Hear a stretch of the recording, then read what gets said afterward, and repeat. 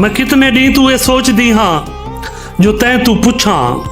मैं कितने डी तू ये सोचदी हाँ कि तैं तू पुछा।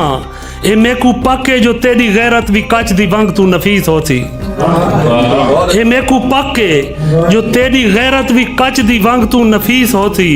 मैं पुछ गिदाता नाराज थी सी। ए ठीक है ए थी भी सकदा है जो अपने वादे तरोड़ दे में तू अधे रस्ते ते मैं निमाणी को छोड़ दे में।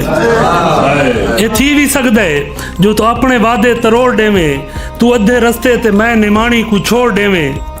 ते जो भी थी वे दसा हाँ मेकू ये तेरी जिद ये तेरी रट जो अधी राती मैं घर चू निकला ते तेकू मिलना।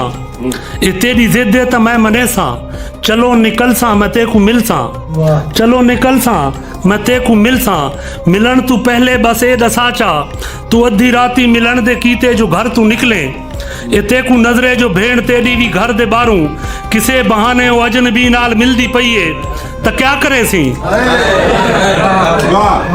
तू अधी राती मिलन दे कीते जो घर तू निकले। ए तेकू नजरे जो भेड़ तेरी भी घर दे बारू कहीं अजनबी नाल कहीं बहाने वो मिलदी पई है तो क्या करे सी।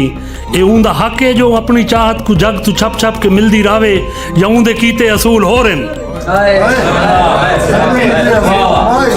ए ऊंदा हक है जो जग तू छप छप के अपनी चाहत को मिलदी रावे या ऊंदे कीते असूल हो रन।